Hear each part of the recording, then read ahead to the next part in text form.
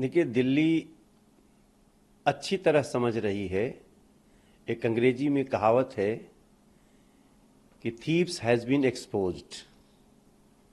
जितने चोर हैं उनके पर्दे खुल चुके हैं। आतिशी जी को और सौरभ भारद्वाज जी को उनके मुखिया अरविंद केजरीवाल ने कहा कि भाई मैं अंदर जा रहा हूं तो ये लोगों को भी जाना चाहिए, क्योंकि विजय नायर इन लोगों को रिपोर्ट करता था। अब इसमें बीजेपी कहां आती है? दूसरी बात कि जब आपके मुखिया ने आपको शराब घोटाले में लिप्त कर दिया, उन्होंने कोर्ट में जाके इशारा कर दिया, अब उससे बड़ा कोई गवाह नहीं हो सकता है कि विजय नायर जो शराब घोटाले में एक प्रमुख कारक है, वो हमसे पहले आतिशी और सौरभ भारद्वाज को रिपोर्ट करता था। ऑफ कोर्स, जब किंग पिन कह रहा है, इस पूरे घोटाले का सरगना कह रहा है कि ये लोग इन्वॉल्व हैं, इनको रिपोर्ट करते थे, इनसे पूछताछ होनी चाहिए, और फिर उसके बाद तुरंत आतिशी जी का चेहरा उड़ जाता है कोर्ट में। आपका एएनआई का भी कैमरा उनको फॉलो कर रहा था। आतिशी जी क्या कह रही हैं? आतिशी जी बिल्कुल साइलेंट, क्योंकि उस समय तो दिमाग काम नहीं किया होगा। अब रात भर की प्लानिंग के बाद सवेरे निकलता है कि हमको ऑफर मिल रहा है। अरे, भारतीय जनता पार्टी भ्रष्टाचार के खिलाफ जीरो टॉलरेंस रखती है। आप लोग कह रहे हैं, वो लोग कह रहे हैं कि भ्रष्टाचारी को लाइए। नरेंद्र मोदी जी का, बीजेपी का स्टैंड है भ्रष्टाचार को हटाइए। इसलिए आतिशी जी की अब किसी बात पे दिल्ली विश्वास कैसे कर सकती है? क्या दिल्ली को उन्होंने साफ जमुना दे दी? क्या दिल्ली को उन्होंने साफ पानी दे दिए घरों में? क्या दिल्ली के बड़े बुजुर्गों को इन लोगों ने पेंशन दे दिया? वो कहते हैं ना कि कई बार हमारे दिमाग में आता है कि old tactics stand exposed, so stop lying and explain why you cheated Delhi.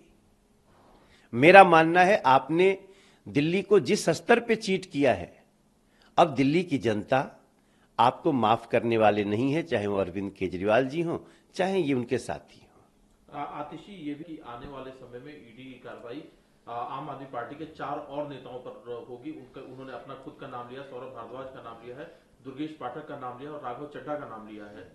तो जब अरविंद केजरीवाल ने ही कह दिया कि इन दोनों की भी जांच होनी चाहिए, तो उसके बाद कुछ बच नहीं जाता। इसमें बीजेपी क्या है? अरविंद केजरीवाल बीजेपी के तो नहीं है, उन्होंने आपका नाम लिया है आतिशी जी। और नाम लेने के पीछे जो मैं समझता हूं, अरविंद चाहते हैं उनकी पत्नी सीएम बने, आप चाहती हैं आप सीएम बने, सौरभ भारद्वाज चाहते हैं सौरभ बने।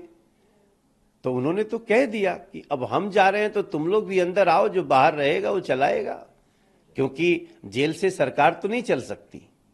ऐसे स्थिति में मैं समझता हूं आज का आतिशी जी का जो बयान है वो दिल्ली के लोगों को भ्रमित करने की एक बहुत हास्यास्पद कोशिश है। लेकिन जब ईडी की कार्रवाई होती है तो एकजुट हो जाते हैं। अखिलेश यादव ने लिखा है कि इलेक्शन कमीशन ऑफ इंडिया ये आखिरी उम्मीद है भारत के लोगों के लिए। उनका ये कहना है कि और इलेक्शन कमीशन ऑफ इंडिया ही जो है वो ईडी, सीबीआई और आईटी पर लगाम लगा सकता है। अगर फ्री एंड फेयर इलेक्शन होते हैं, इम्पार्शियल इलेक्शन होते हैं, तो ये इलेक्शन कमीशन ऑफ इंडिया की जीत होगी। मैं तो कह ही रहा हूं, हमें भी इलेक्शन आयोग पे पूरा भरोसा है, हमें कोर्ट पे भी भरोसा है। अचानक उनका कोर्ट पे क्यों भरोसा उठ गया?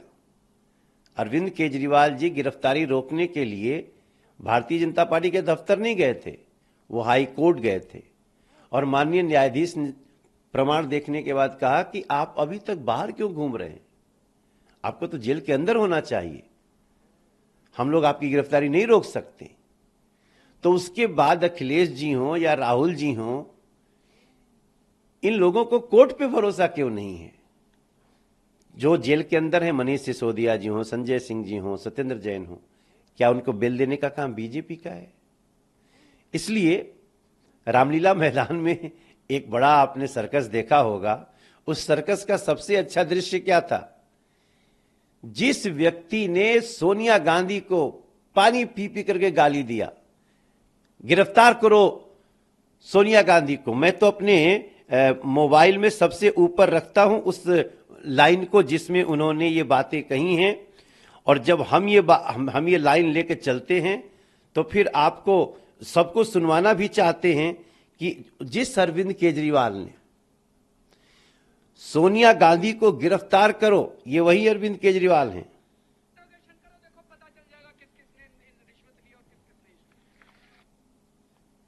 ये होती तो जांच करानी है, सोनिया गांधी को गिरफ्तार करो, 2 दिन उसका इंटरोगेशन करो, देखो पता चल जाएगा किस किसने रिश्वत ली और किस किसने।